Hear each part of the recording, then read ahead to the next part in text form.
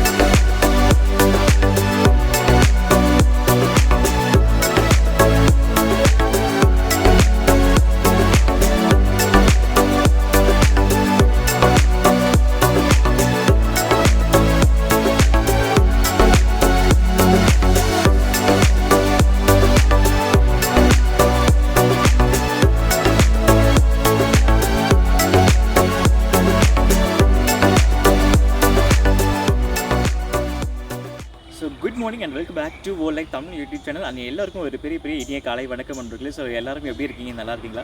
So அதாவது இன்றைக்கான நம்ம சன்ரைஸ் ஸ்பாட் வீடியோவில், அதாவது டெம்பிள் தரிசன வீடியோவில் நம்ம எங்கே வந்திருக்கோம் அப்படின்னா, நம்மளுடைய பாலக்காட்டிலேருந்து பார்த்திங்க அப்படின்னா ஒரு 30 கிலோமீட்டர் தொலைவில் இருக்கக்கூடிய காவஷேரி அப்படின்னு சொல்லிய பகுதிக்கு தான் வந்திருக்கும்.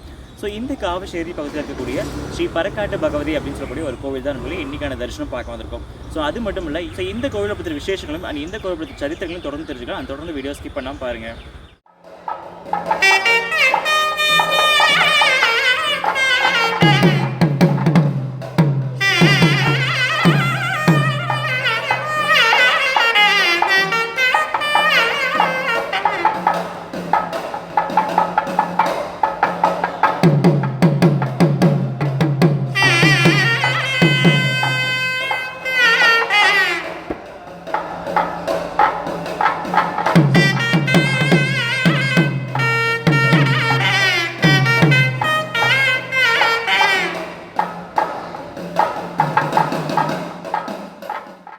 ஸ்ரீ பரக்காட்டு பகவதி கோவில் காவஷேரி. இக்கோவில் தமிழ்நாட்டின் கோயம்புத்தூர் மாவட்டத்திலிருந்து சுமார் 75 கிலோமீட்டர் தொலைவிலும், கேரளாவின் பாலக்காடு மாவட்டத்திலிருந்து 30 கிலோமீட்டர் தொலைவில் உள்ள காவஷேரி பகுதியில் அமைந்துள்ளது. சுமார் 500 ஆண்டுகள் பழமை கொண்ட இத்திருத்தலம் பத்ரகாளியின் பிரதிஷ்டையான வாராகியின் ரூபமான வனதுர்க்கைக்கான கோவிலாக கருதப்படுகிறது. இந்த ஆலயம் அடர்ந்த மரங்கள் கொண்ட காடுகளுக்கு மத்தியிலும், அதனை சுற்றிலும் விவசாய நிலங்களும் ஆறுகள் குளங்கள் என இக்கோவில் இயற்கை அழகினால் வர்ணிக்கப்பட்டுள்ளது. இந்த இயற்கை அழகினால் கொண்டு வர்ணிக்கப்பட்ட இந்த ஆலயத்தின் முன்கோபுர கட்டிடங்களை பார்ப்பதற்கு அழகாகவும், இங்கு வருவோரை வரவேற்பதிலும் முக்கியமாக இருக்கிறது.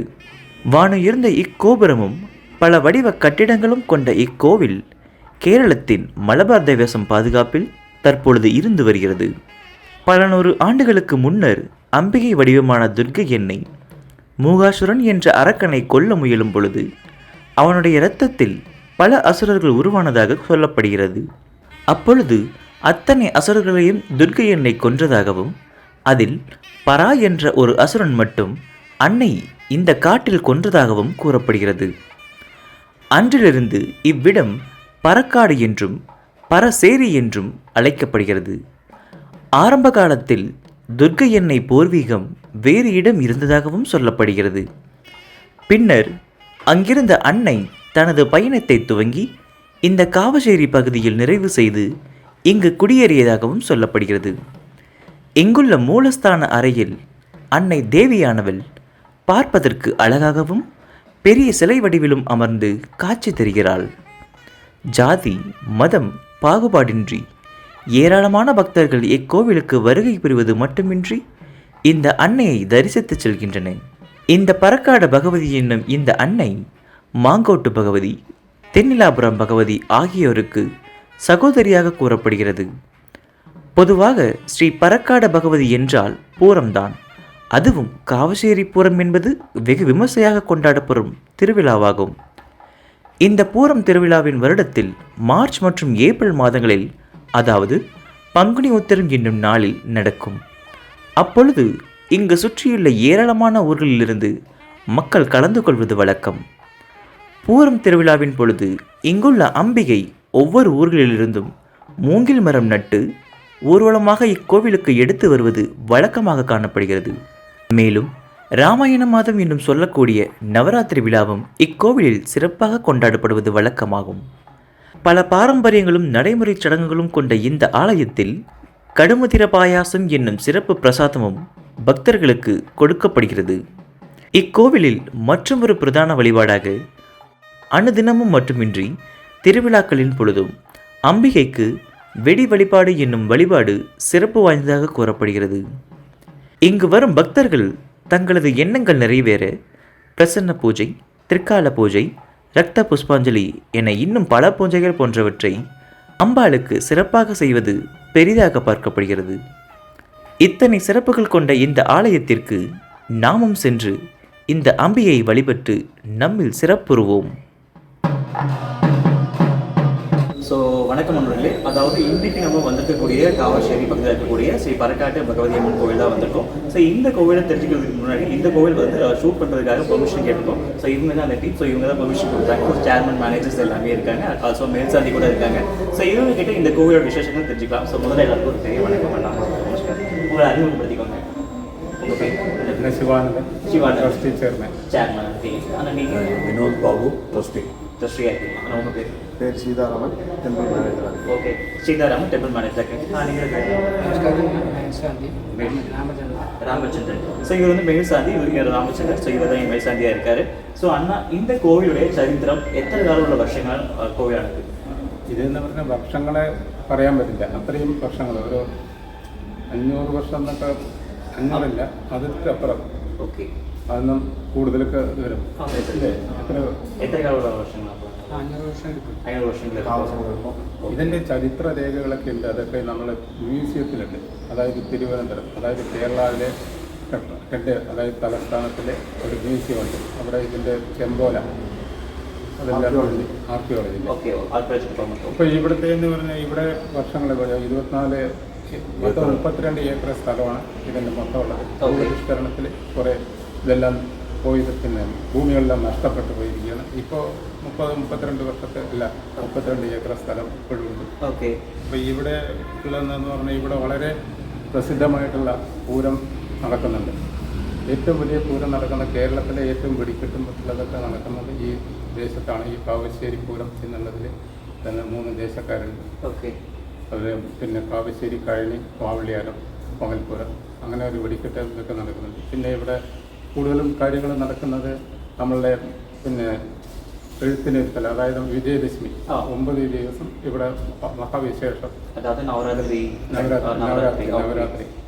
അതിൽ കുട്ടികളെ എഴുത്തിനിരുത്തും, മറ്റുള്ള കാര്യങ്ങളൊക്കെ അത് അതേപോലെ. പിന്നെ നമ്മളുടെ ഇതുള്ളത് മണ്ഡലം 41, അതായത് വൃശ്ചികം 1-ാം തീയതി മുതൽ ധനുമാസം 10-ാം തീയതി വരെ. അതായത്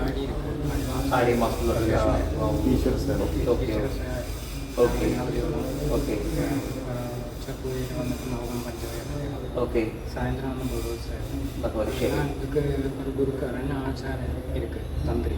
ஓகே. அவர் தான் வந்து பண்ணுவாங்க. ஒரு மாதத்துக்கு. Okay okay okay okay. ഭദ്രകാളിയുടെ പ്രതിഷ്ഠ മൂലം പൂജ എല്ലാം நம்ம ഭദ്രകാളിക്ക് தான் பூஜை பண்ணுவோம். Okay okay. ஆனால் ரூபம் வந்து வாராகிடும். சப்த மாதிரிகள் இருக்கு. ஓ, சப்த மாதிரிகள். வாராகி. Okay okay. பிரதிஷ்டா. Okay okay. அதாவது வனதுர்கையோட ஒரு பிரதிஷ்டை பண்ணியிருக்காங்க. பட் ஆனால் ரூபம் வந்து பார்த்தீங்கன்னா வாராகியோட ரூபம் தான். அண்ட் இந்த கோவில் விசேஷம் பூரம் சொன்னீங்க. வழிபாடுனா எப்படின்னா என்ன வழிபாடு இங்கே? വഴിപാട് പറഞ്ഞാൽ പുഷ്പാഞ്ജലി. ഓക്കെ. പിന്നെ രക്തപുഷ്പാഞ്ജലി, പിന്നെ ഒരുപാട് പൂജ, ഈശ്വര സേവ. ഓക്കെ. എല്ലാം பண்ணிக்கலாம். പ്രധാന വഴിപാട് നിറമാല. പിന്നെ ഈ രക്തപുഷ്പാഞ്ജലിയാണ് മെയിനായിട്ട് ഇവിടെ. ദേവിക്ക് കടുമധുര പായസം. ദേവിയുടെ ഇഷ്ടപ്പെട്ട ഒരു ഇതാണ്, വഴിപാടാണ്. ധാരാളം ജനങ്ങൾ ഇതിൽ ഇതാണ് കൂടുതൽ കഴിച്ചുകൊണ്ടിരിക്കുന്നത്. പിന്നെ കടുമധുരം ഈ പുഷ്പാഞ്ജലിക്ക് അത് സ്വയംവരം പാട്ടിസൂത്രം ഓക്കെ വർഷത്തിന് 2 പ്രാവശ്യം ചാന്ദ്ര ഓ മാസം 11-ാം തീയതിക്ക് പൂരം மேலே ஒரு உத்தரத்து நாள் ஓகே ஓகே ஓகே ஓகே நிறைய விசேஷங்கள் வந்துட்டு இந்த கோவில் நடந்திருக்கு அண்ட் மெயின் வந்து பார்த்துட்டிங்க அப்படின்னா காவஷேரி பூரம் வந்து ரொம்ப ஃபேமஸாக பார்க்கப்படுது அண்ட் இந்த கோவிலில் வந்து பார்த்தீங்கன்னா வழிபாடு சொன்னீங்க நிறைய வழிபாடுகள் சொல்லிட்டு இப்போ நமக்கு நிறைய பிரச்சனைகள் இருக்கும் பார்த்தீங்களா நிறைய பக்தர்களுக்கு நிறைய பிரச்சனைகள் இருக்கும் ஸோ இந்த வழிபாடு நான் இதை நினச்சி வந்து இந்த இடத்துல பண்ணீங்க அப்படின்னா ரொம்ப ஃபேமஸாக இருக்கும் இந்த வழிபாடு அப்படின்னா என்ன வழிபாடு பிரசன்ன பூஜை பண்ணிக்கிறோம் பிரசன்ன பூஜை ஓ ஓகே ஓகே அது வந்து ரொம்ப ஃபேமஸ் பிரீதிப்படுத்துகிறோம் ஓகே திருக்கால பூஜை பண்ணிக்கிறோம் திருக்கால பூஜை ஆல்சோ ஓகே பாக்கியசூத்திரம் இருக்குது அதாவது அஷ்டசித்திக்கு பாக்கியசூத்திரம் பண்ணிக்கிறோம் ஓ ஐக்கியமத்திக்கு வந்து ஐக்கியமத்திய சூத்திர புஷ்பம் பண்ணாங்க சாரஸ்வத வித்யா பிராப்திக்கு வந்துட்டு ஓகே சாரஸ்வதம் பண்ணாங்க ஓ ஓகே ஓகே ஓகே ஸோ நிறைய பூஜை முறைகள்லாம் வந்து பார்த்தீங்கன்னா இந்த இடத்துல கடைப்பிடிக்கப்பட்டு அண்ட் இந்த கோவிலுக்கு வரணும்னா எத்தனை மணிக்கு எத்தனை டைமில் வரணும் ഇവിടെ കാലത്ത് 5 മണിക്ക് നട തുറക്കുകയും 11:30 വരെ ഇവിടെ നട തുറന്നിരിക്കും 11 മണിക്കാണ് പൂജ കാര്യങ്ങളെല്ലാം നടക്കുന്നത്. ഓക്കെ ഓക്കെ അപ്പോൾ അതിൽ ആ പൂജ നടന്നിട്ട് വൈകിട്ട് 5 മണി മുതൽ 8 മണി വരെ 8:30 വരെ. ஓ ஓகே சாயங்காலம் വൈകിട്ട് ஸோ 5 to 8:30 வரைக்கும் இருக்கும். அதாவது மார்னிங் பார்த்தீங்க அப்படின்னா 5 o'clock ஓப்பன் பண்ணிடுவாங்க அண்ட் 11:30 வரைக்கும் ஓப்பனில் இருக்கும். அண்ட் அதே மாதிரி பார்த்தீங்கன்னா ஈவினிங் வந்து பார்த்தீங்க அப்படின்னா 5 o'clock ஓப்பன் பண்ணி 8:30 வரைக்கும் இருக்குமாமா. ஸோ இது வந்துட்டு அந்த டைமிங் பேஸ் பண்ணி இருக்கு. அண்ட் அந்த ஃபெஸ்டிவல் டைம்லாம் நட ஓப்பன் பண்ணி அதிகமாக இருக்கும். അത് ഇരിക്കും, അത് ഫുൾ ടൈം ഇരിക്കും எப்பயுமே இருக்கும். അതായത് പൂരം ദിവസം കാലത്ത് 5 മണിക്ക് തുറന്നു കഴിഞ്ഞാൽ പിറ്റേ ദിവസം 6 മണിക്ക് അടയ്ക്കും. പങ്കുണി ഉത്രത്തിൽ അതാണ് പങ്കുണി ഉത്രം എന്ന് പറഞ്ഞതാണ്. അതാണ് പൂരത്തിൻ്റെ ஓகே ஓகே ஓகே പൂരത്തിൻ്റെ സവിശേഷത പറഞ്ഞാൽ ഇവിടെ ജനങ്ങളെ കൊണ്ട് തിങ്ങുന്ന ലക്ഷക്കണക്കിന് ജനങ്ങളാണ് ഇവിടെ എത്താറുള്ളത്. അപ്പോൾ ക്യൂ സിസ്റ്റത്തിലൂടെയാണ് അവർക്ക് അന്ന് അവിടെ അന്നദാനം ഉച്ചയ്ക്കിലും വൈകിട്ടും അന്നദാനം ஓகே 10,000, 4,000, 5,000 ആളെ ഇവിടുന്ന് കഴിച്ചിട്ട് പോകും. രണ്ട് നേരമായിട്ട് പൂരത്തിൻ്റെ ദിവസം മാത്രം. പിന്നെ ഈ കർക്കിടക മാസത്തിലെ 32 ദിവസം ഫുള്ളായിട്ട് അന്നദാനം 10ഉം 20ഉം ചാക്കാരി വെച്ചിട്ട് അന്നദാനം കഴിച്ചിട്ടുണ്ട്. ஓகே ஓகே ஓகே ஓகே അത്രയും വളരെ വിശേഷപ്പെട്ട ഒരു അമ്പലമാണ്. തമിഴ്നാട്ടിൽ നിന്ന് ഇപ്പോൾ ആൾക്കാർ വന്നുകൊണ്ട് ഇരിക്കാൻ തുടങ്ങി. ഇത് ഈ പ്രസിദ്ധമായിട്ടുള്ളത് ജനങ്ങൾക്ക് ഇതിനെ പറ്റിയിട്ട് നേരത്തെ വെളിയിലേക്ക് തമിഴ്നാടൊന്നും ഇതിൻ്റെ എത്താത്തതുകൊണ്ടാണ് അവിടുന്ന് കമ്മിയായിട്ട് ആൾ വരുന്നത്. അപ്പോൾ ഇപ്പോൾ കുറച്ചൊക്കെ അറിയുന്നതുകൊണ്ട് ജനങ്ങൾ വന്നുകൊണ്ടിരിക്കുന്നുണ്ട്. അപ്പോൾ വളരെ തിങ്കളാഴ്ചത്തിന് ഞായറാഴ്ച, ചൊവ്വാഴ്ച, വെള്ളിയാഴ്ച 3 ദിവസങ്ങളിലാണ് ഇവിടെ കൂടുതലും തമിഴ്നാട്ടിൽ നിന്നും മറ്റുള്ള പ്രദേശത്തു നിന്നൊക്കെ ജനങ്ങൾ വരുന്നത്. അപ്പോൾ നമ്മൾക്ക് ഇത് നമ്മൾ വിചാരിക്കാത്ത അത്രയും കാര്യങ്ങൾ, നമ്മളെന്ത് കാര്യങ്ങൾ അഭിഷ്ടസിദ്ധിക്കുക എന്ന് പറഞ്ഞാൽ എന്ത് കാര്യങ്ങൾ അത് വിചാരിച്ചു കഴിഞ്ഞാൽ നമ്മളിവിടെ ദേവിയുടെ അടുത്ത് വന്നിട്ടുണ്ടെങ്കിൽ സംഘപ്രമാണമൊക്കെ നടത്തിയിട്ട് പോയി കഴിഞ്ഞാൽ കാര്യം നടക്കുന്നുള്ളതാണ് ഇപ്പോൾ കണ്ടുവരുന്നത്. അതുകൊണ്ടാണ് ധാരാളം ആൾക്കാർ ഇങ്ങനെ വന്നുകൊണ്ടിരിക്കുന്നത്. ஓ சரி சரி சரி. ஸோ அதாவது நம்ம வந்துட்டு இங்கே வரக்கூடிய பக்தர்கள் நம்ம தமிழ்நாட்டில் நிறைய பேர் வராங்களாமா. ஆனால் அது மட்டும் இல்லாமல் வரக்கூடிய பக்தர்கள் வந்துட்டு அவங்களுக்கு என்ன பிரச்சனைன்றது அம்பாள் கிட்ட வந்து சொல்லி அவங்க வந்து ப்ரே பண்ணும்போது அது வந்து நடக்கிறதா வந்துட்டு அவங்களே வந்து இங்கே சொல்லியிருக்காங்களாமா. ஸோ அது வந்து இங்கே ரொம்ப பிரசித்திப்பட்டதாக பார்க்கப்படுது. அண்ட் இன்னொன்று எப்படின்னா இந்த கோவில் வரணும்னா என்ன ரூட்டில் வரணும்? പാലക്കാട് വന്നിട്ട് ആലത്തൂർ, പാലക്കാട് NH തൃശ്ശൂർ പാലക്കാട് കൈവേലി വന്നിട്ട് ആലത്തൂർ വന്നിട്ട് പഴയന്നൂർ റൂട്ട്, അതായത് ഇവിടുന്ന് വാഴക്കോട് റോഡ്. ഓ വാഴക്കോട്, അതായത് പിന്നെ ആലത്തൂരിൽ നിന്ന് വാഴക്കോട് പഴയന്നൂർ വഴിക്ക് പോകുന്നത് 2 കിലോമീറ്റർ കഴിഞ്ഞാൽ കാവശ്ശേരി പരക്കാട്ട് ശ്രീ ഭഗവതി ക്ഷേത്രം ബസ് സ്റ്റോപ്പ്.